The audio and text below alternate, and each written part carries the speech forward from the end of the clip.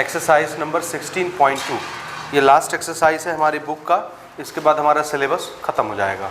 ठीक है, पहला क्वेश्चन हम लोग डिस्कस कर रहे हैं, choose the correct alternative from the following. ठीक है ना, यानी मल्टीपल चॉइस क्वेश्चंस आपके सामने आ रहे हैं, आपको कुछ अल्टरनेट आंसर्स बताए जाएंगे ऑप्शंस में, उसमें से कोई एक हमारा राइट आंसर होगा, उसको आपको चूज़ करना है। पहला क्वेश्चन है हमारा, in an inclusive class. Question क्या है, target, in an inclusive class. याद करिए हमने दो तरह के क्लासेस पढ़े हैं, एक इंक्लूसिव क्लास और एक एक्सक्लूसिव क्लास। बेसिक लेक्चर में हमने इससे रिलेटेड सारी चीज़ें कवर की हुई हैं। ठीक है, तो आपको ध्यान आ जाएंगी अगर हम ऑप्शन पढ़ते हैं आगे तो, कि इंक्लूसिव क्लास से रिलेटेड कौन सी बातें हमने डिस्कस की हैं पहले। ठीक है, ऑप्शंस ले लें। ऑप्शन नंबर ए है, both the limits are included in different classes.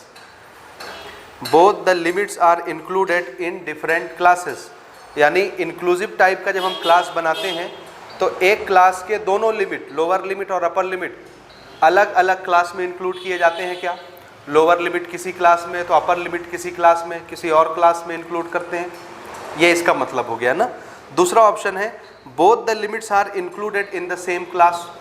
जिस क्लास का लोअर लिमिट हमने चुना और अपर लिमिट हमने चुना, दोनों लोअर लिमिट और अपर लिमिट उसी क्लास में गिना जाएगा, इंक्लूड किया जाएगा इंक्लूसिव क्लास में।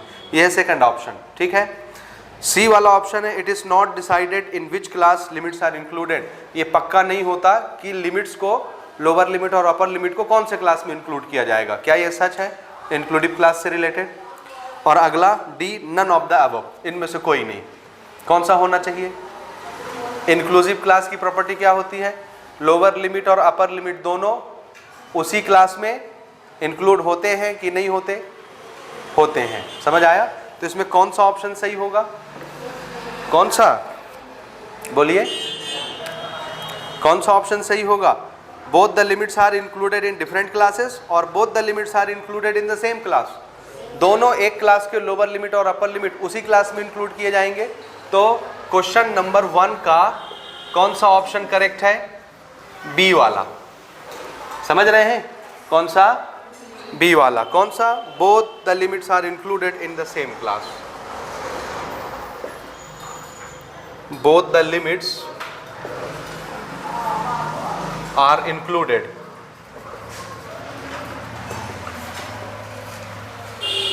in the same class। समझ आया?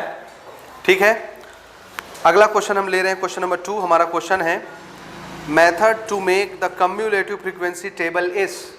कम्युलेटिव फ्रीक्वेंसी टेबल बनाने का मेथड है, पहला ऑप्शन लेस देन, दूसरा ऑप्शन मोर देन, तीसरा ऑप्शन ए और बी दोनों, जो अभी हमने दो गिनाए, लेस देन, मोर देन दोनों, और चौथा option none of the above, इनमें से कोई नहीं।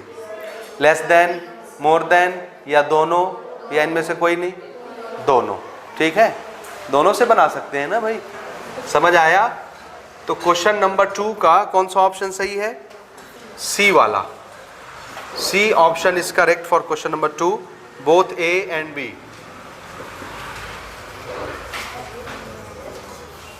समझ गए? समझ आया? यानी लेस देन मेथड से भी सीएफ का ग्राफ बनाया जा सकता है, या फ्रीक्वेंसी टेबल बनाई जा सकती है कम्युलेटिव वाली, और मोर देन मेथड से भी बनाई जा सकती है। ठीक है ना?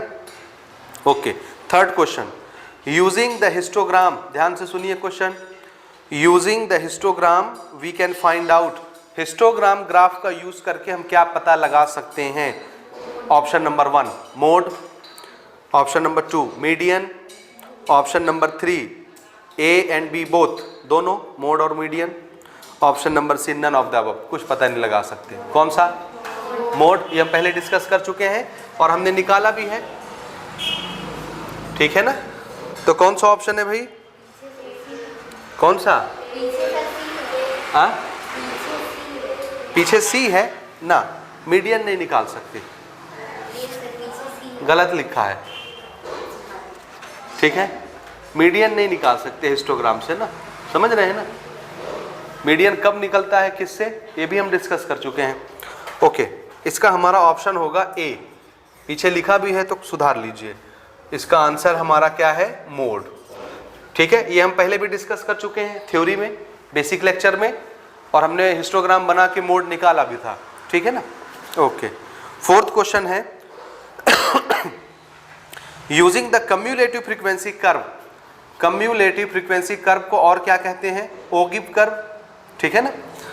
तो कम्युलेटिव फ्रीक्वेंसी कर्व को यूज करके वी कैन फाइंड आउट, क्या पता लगा सकते हैं? ए ऑप्शन है मोड, बी है मीडियन, सी है बोथ ए एंड बी, और डी है नन ऑफ द अबव। क्या?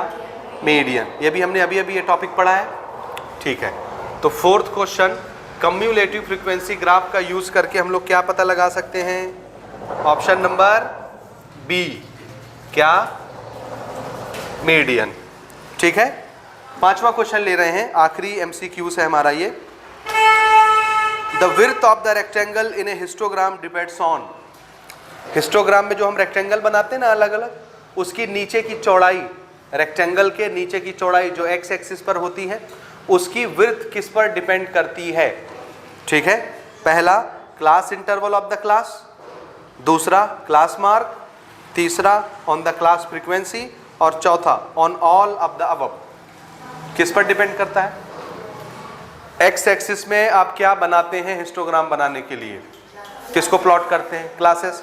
तो उसकी चौड़ाई किस पर डिपेंड करेगी?